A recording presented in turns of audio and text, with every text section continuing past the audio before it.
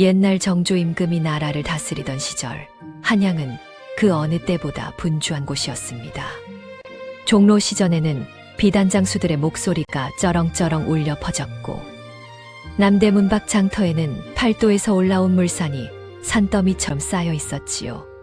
재물이 곧 힘이 되고 돈줄을 쥔 자가 양반 못지않은 행세를 하는 시절이었습니다. 글만 읽어서는 입에 풀칠도 못한다. 이런 말이 남산골 선비들 사이에서 한숨처럼 번지던 그 무렵, 과거 시험장 앞마당에서 또 한 번 고배를 마신 사내가 있었습니다. 사내의 이름은 나태주, 올해로 28이었습니다. 한때는 이름만 대면 고개를 끄덕이던 명문가의 장손이었으나 아버지가 세상을 뜬 뒤 가세는 기울대로 기울었지요. 남은 것이라곤 허물어져 가는 기와집 한 채뿐이었습니다. 그런데 이 사내에게는 남다른 구석이 하나 있었지요. 사서삼경을 펼치면 한 장도 넘기기 전에 꾸벅꾸벅 졸던 태주가 마이서나 골동품 서적처럼 세상 물건의 이치를 다룬 책에는 밤을 새울 만큼 빠져들곤 했습니다.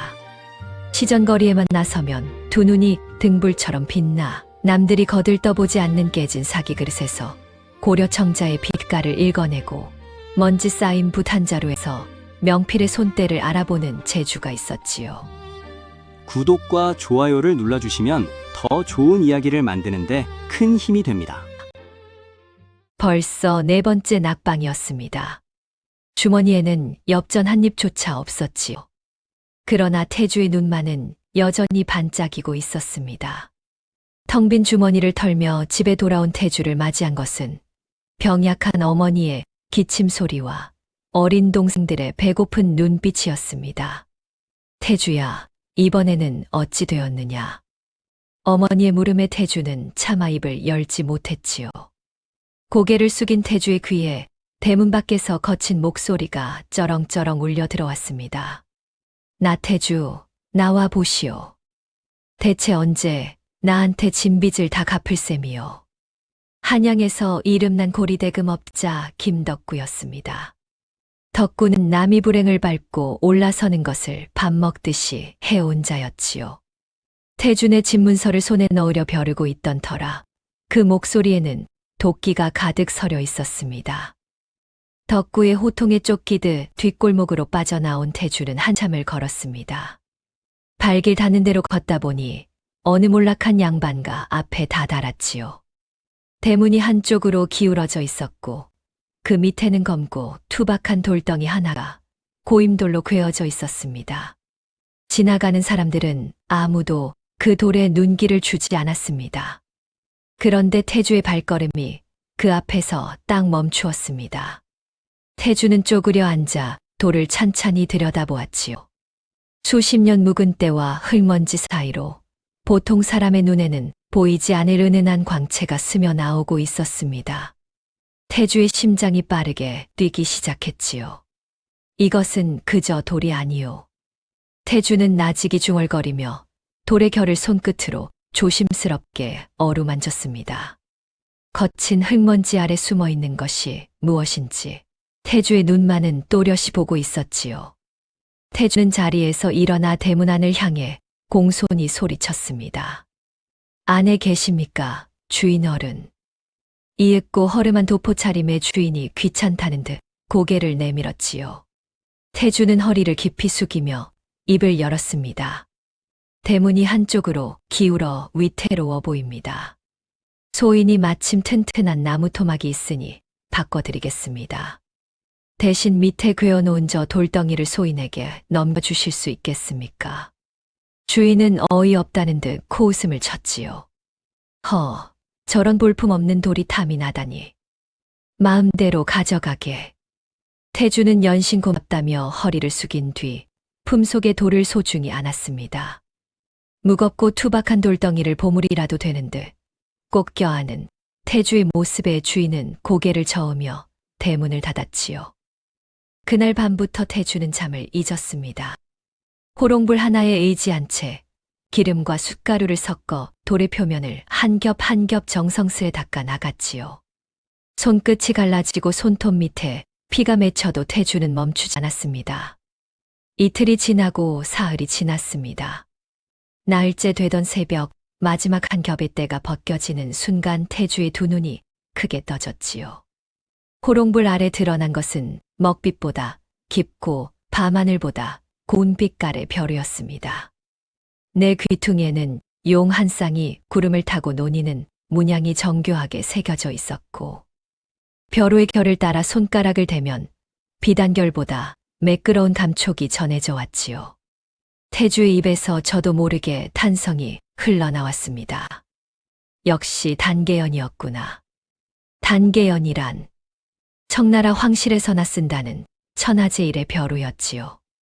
조선 팔도를 뒤져도 구경하기 어려운 전설의 보물이 수십 년간 대문 및 고임돌로 짓밟혀 있었던 것입니다. 태주는 벼루를 가슴에 품고 조용히 눈을 감았지요.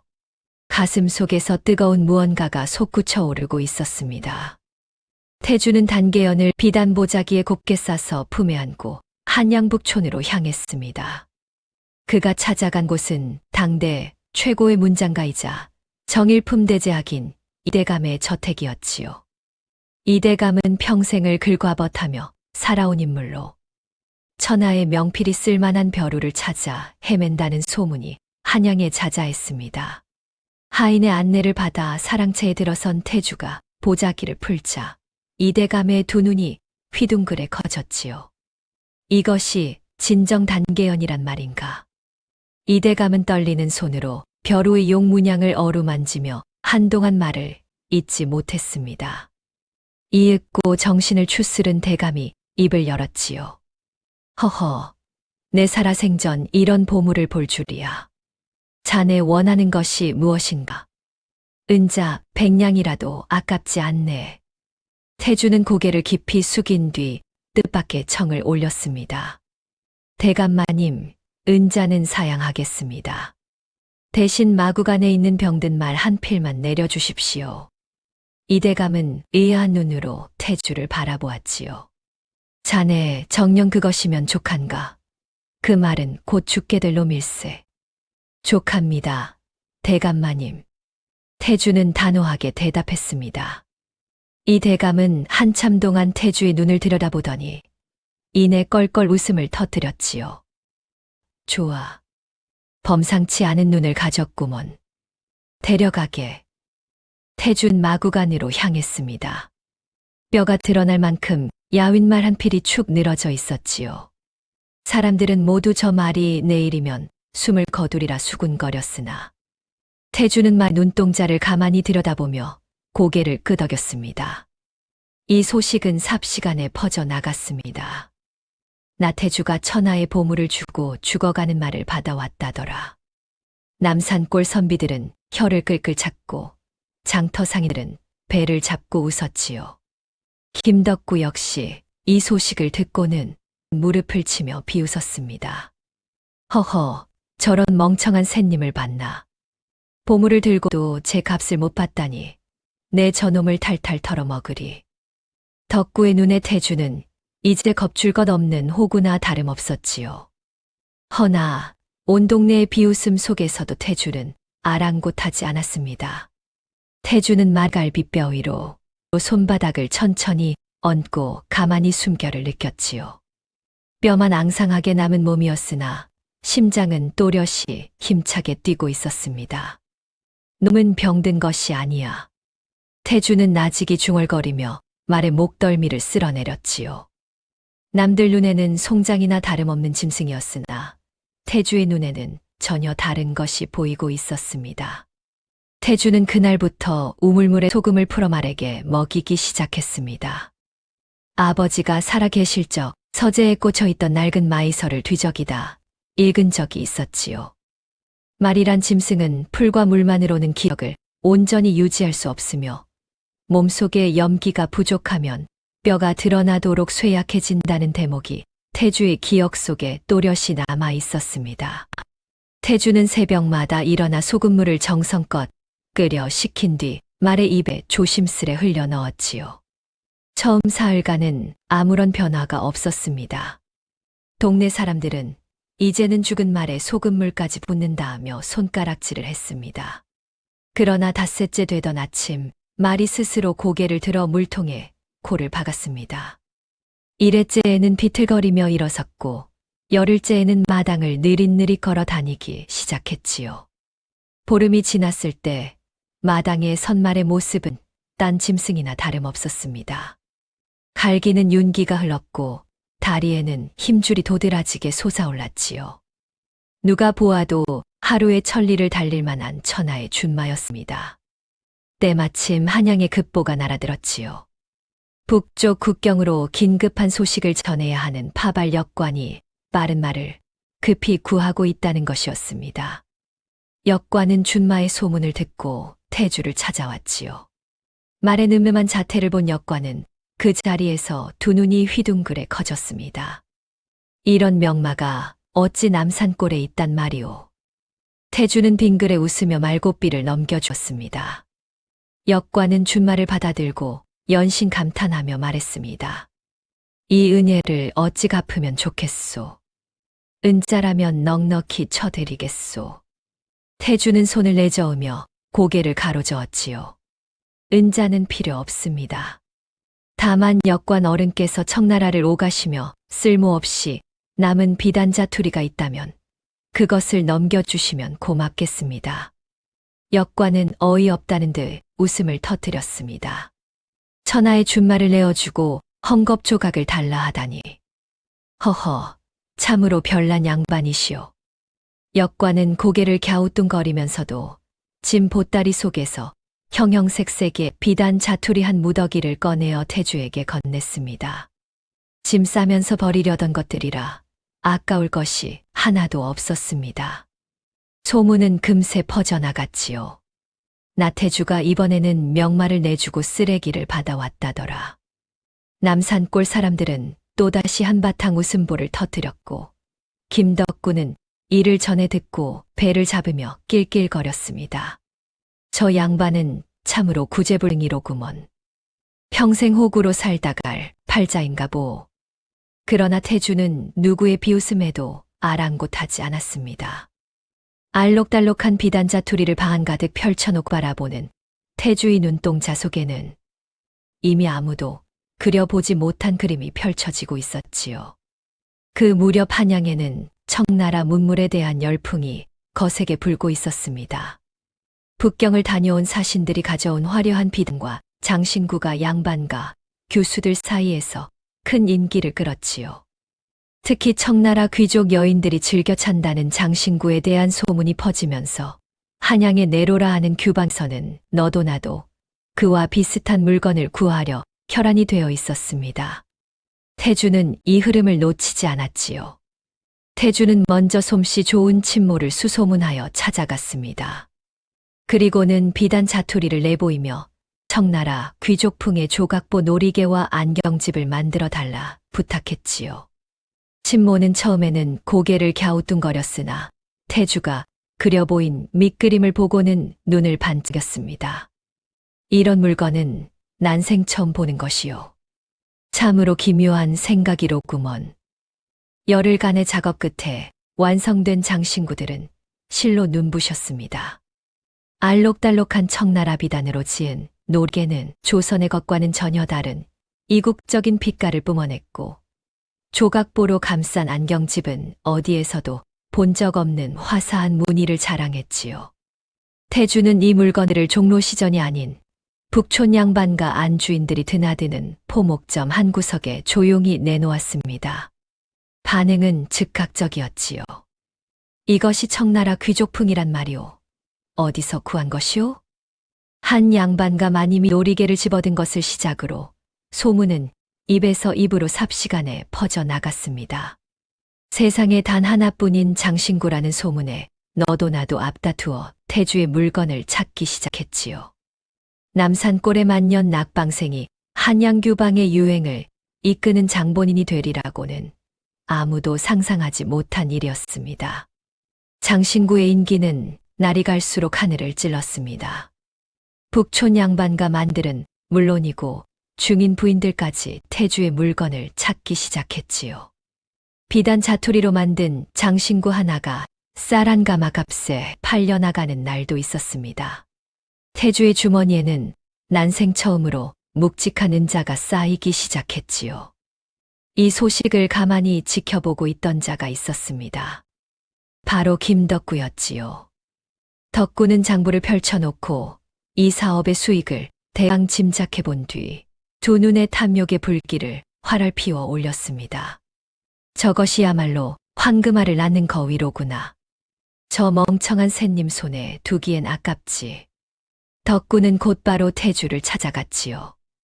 나태주, 내 좋은 이야기가 있으니 한번 들어보시오. 덕구는 너그러운 척 웃음을 지으며 입을 열었습니다. 자네가 만든 장신구 사업권과 남은 물건을 몽땅 나에게 넘기시오. 그 대신 내가 가진 서촌 땅 문서를 주겠소. 어떻소? 구한 조건 아니오. 덕구가 내민 문서에는 서촌 구석의 넓은 터가 적혀 있었지요. 그러나 그곳은 한양에서도 이름난 척박한 황무지였습니다. 풀 한 폭이 제대로 나지 않는 곳이라 아무도 거들떠보지 않는 버려진 땅이었지요. 덕구는 속으로 쾌재를 불렀습니다. 돈이 되는 사업을 빼앗고 쓸모없는 땅을 떠넘기는 완벽한 계략이라 여겼지요. 태주는 덕구가 내민 땅 문서를 한참 동안 들여다보았습니다. 덕군 조바심이 나는 듯 재촉했지요. 어서 결정하시오. 이런 기회가 또 오겠소. 장신구야 언제든 다시 만들면 되지만 땅은 한 번 놓치면 다시 잡지 못하는 법이요. 태주는 고개를 천천히 들어 덕구의 눈을 마주 보았습니다. 그리고는 이내 깊은 한숨을 내쉬며 입을 열었지요. 글쎄 옳시다. 사업이라는 것이 본디 힘에 부치는 일이었소. 마침 덕구 어른께서 일이 나서 주시니 차라리 잘된 일이오.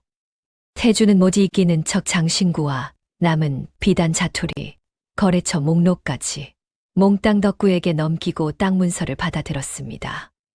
덕구는 문서가 태주의 손에 넘어가는 순간 입꼬리가 올라가며 생각했습니다.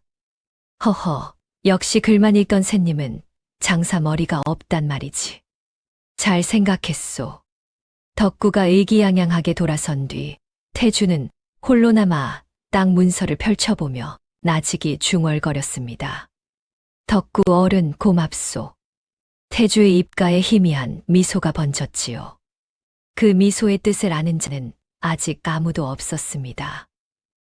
태주가 쓸모없는 황무지를 받아들었다는 소식은 순식간에 퍼졌습니다. 나태주가 이번에는 돈 되는 사업을 통째로 내주고 풀도 안 나는 빈 땅을 받았다더라. 남산골 사람들은 이제 태주를 비우는 것도 지겨워졌는지 안타까운 눈으로 고개를 절레절레 흔들었지요. 태주의 어머니는 땅 문서를 보고 그만 자리에 주저앉았습니다. 태주야, 내가 그토록 애써본 것을 어찌 이리 허무하게 날린단 말이냐.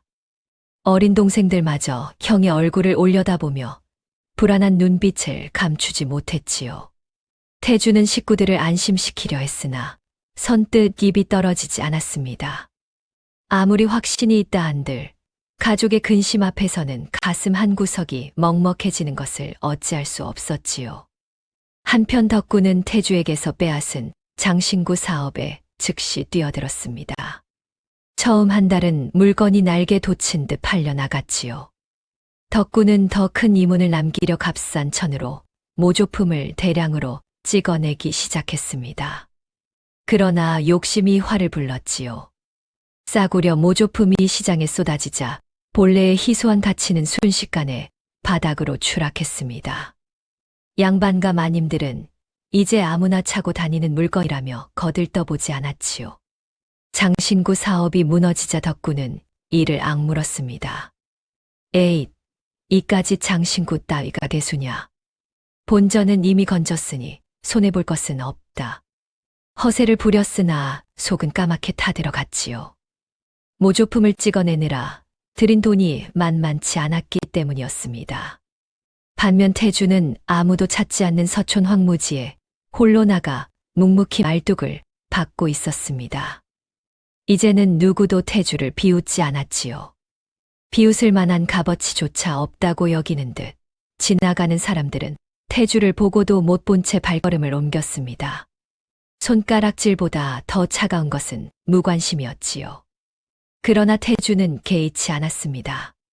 날마다 해가 뜨기 전에 일어나 땅의 지세를 살폈지요. 어느 쪽에서 바람이 불어오는지, 물길은 어디로 흐르는지, 큰 길에서 이 턱까지 사람의 발걸음이 몇 걸음이나 되는지를 하나하나 재고 기록했습니다. 그러던 어느 날, 태주는 장터에서 우연히 조정관리들의 대화를 엿듣게 되었지요. 성상께서 백성들의 물류를 원활케 하기 위해 새로운 장터를 세우라 명하셨다더군. 그래, 서촌 쪽이 작은 길과 큰 길이 만나는 곳이라 가장 유력하다 하오.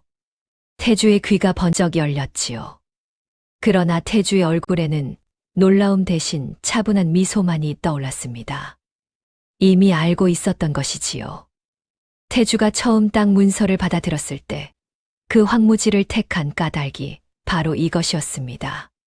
한양의 길과 도성의 확장 방향, 큰 길의 흐름을 꿰뚫어 본 태주의 눈에는 그 척박한 터가 머지않아 한양에서 가장 번화한 자리로 변하리라는 그림이 이미 그려져 있었지요. 태주는 서촌터로 돌아가 다시 말뚝을 박았습니다. 한 땀 한 땀 정성을 들이듯 묵묵히 그리고 단단하게 박아 나갔지요. 그 무렵 덕구는 무너진 장신구 사업의 손해를 만회하려 새로운 수를 꾸미고 있었습니다.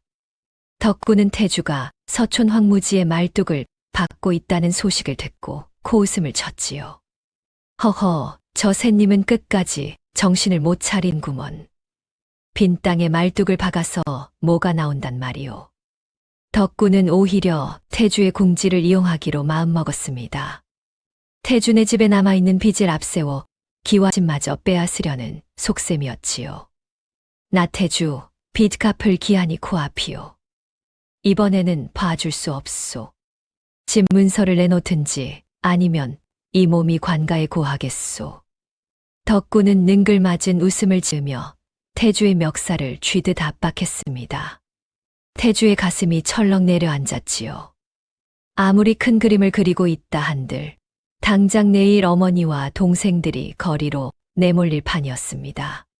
태주는 이를 악물고 밤새 궁리의 궁리를 거듭했지요. 날이 밝으면 모든 것이 끝장날 수도 있었습니다.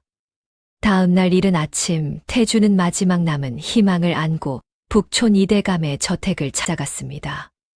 사랑채에 들어선 태주는 대감 앞에 이마가 땅에 닿도록 엎드렸지요.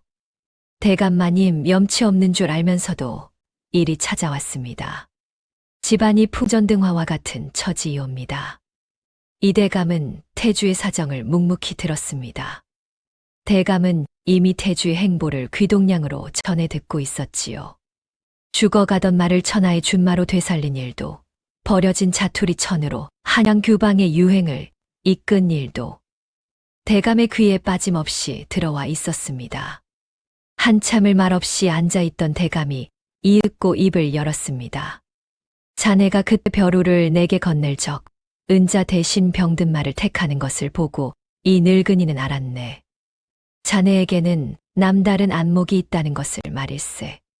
그 뒤로도 자네의 소식을 들을 때마다 그 생각이 틀리지 않았음을 확인했네. 대감은 찻잔을 내려놓으며 말을 이었습니다. 내 자네를 믿고 빚을 갚을 은자를 빌려주겠네. 대신 한 가지 약조를 하세. 훗날 자네가 뜻을 이루거든 그 재물로 어려운 백성을 돌보게나. 태주는 고개를 깊이 숙이며 대감의 손을 두 손으로 감싸 쥐었지요. 대감마님의 은혜에 이 목숨이 다하는 날까지 잊지 않겠습니다. 은자를 받아든 태주는 곧장 덕구를 찾아갔습니다. 덕구는 태주가 은자를 내미는 것을 보고 두 눈이 휘둥그레 커졌지요. 이것을 어디서 구한 것이오? 빚은 이것으로 청산하겠소. 한 푼도 빠짐없이 갚았으니 이제 우리 집안에 발을 들이지 마시오. 태주의 목소리는 차갑고 단호했습니다. 덕구는 은자를 움켜쥐고도 씁쓸한 표정을 감추지 못했지요. 태주의 집을 삼킬 마지막 기회가 눈앞에서 물거품이 되어 버렸기에 때문이었습니다. 비제굴레에서 벗어난 태주는 집으로 돌아오는 길에 서촌터를 지나며 발걸음을 멈추었지요. 허허벌판에 듬성듬성 박힌 말뚝들 사이로 차가운 겨울바람이 휘몰아쳤습니다. 아직 아무것도 세워지지 않은 빈 땅이었지요. 그러나 태주는 그 바람 속에서 장차 이곳을 가득 메울 사람들의 웃음소리와 흥정소리가 들리는 듯 했습니다. 태주는 두 주먹을 불끈 쥐고 하늘을 올려다보았지요. 반드시 해내겠다.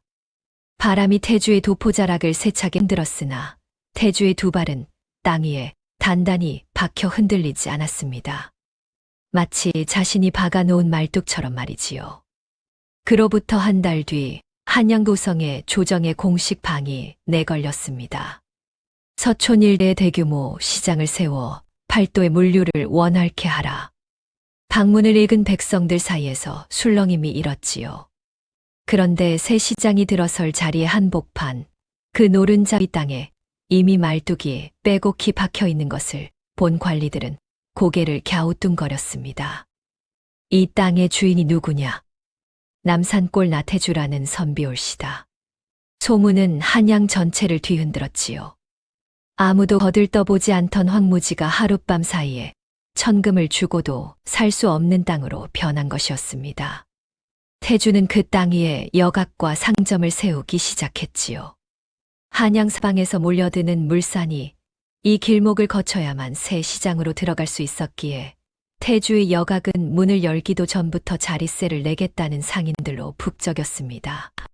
이 소식을 전해들은 덕구는 뒤늦게 허겁지겁 태주를 찾아왔지요. 나태주, 그 땅을 나에게 되파시오. 값은 얼마든지 쳐주겠소. 덕구의 목소리에는 처음으로 간절함이 묻어 있었습니다. 그러나 태주는 고개를 천천히 가로저었지요. 덕구 어른, 이 땅은 팔 것이 아니오.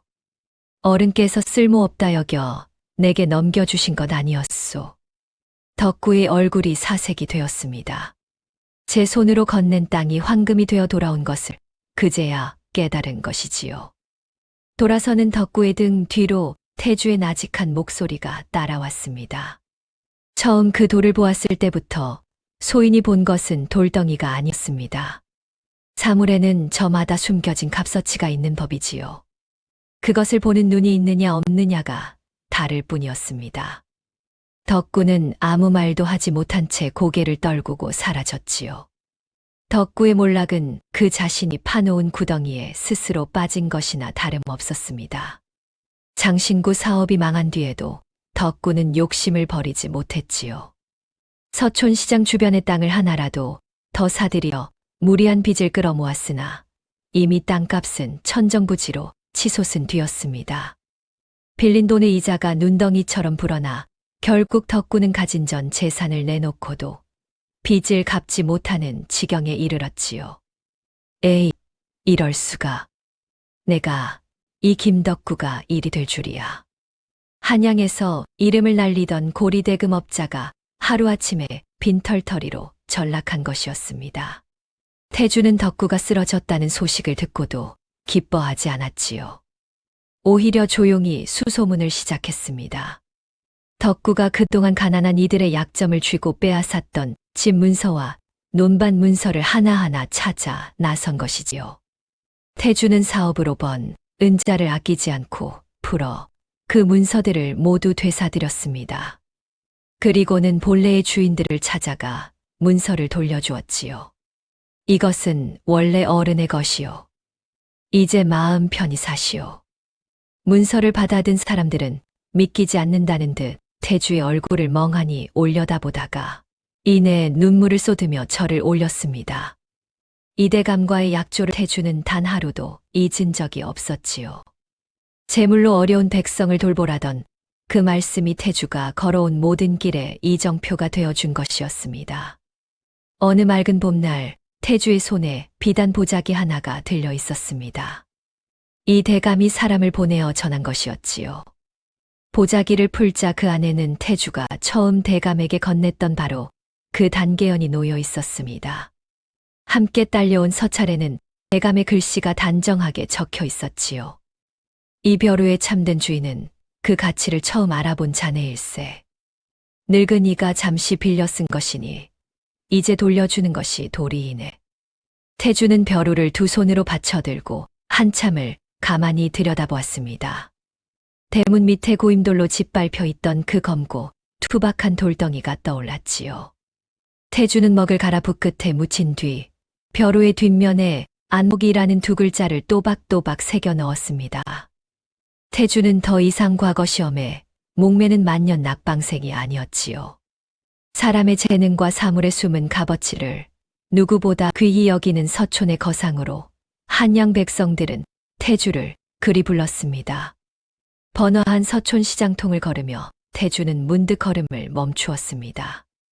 길바닥에 나뒹구는 녹슨 쇠붙이 하나가 눈에 들어왔기 때문이죠. 사람들은 무심히 밟고 지나갔으나 태주는 허리를 굽혀 그것을 집어들었습니다. 태주의 두 눈이 익숙한 빛으로 반짝였습니다. 옛말에 이르기를 눈뜬 장님은 보물을 발로 차고 깨어있는 자는 돌멩이에서 금맥을 본다 했습니다. 세상 모든 것에는 저마다 타고난 빛깔이 있지요. 그 빛을 알아보는 눈을 가졌느냐 가지지 못했느냐가 한 사람의 삶을 숭두리째 바꾸어 놓는 것입니다.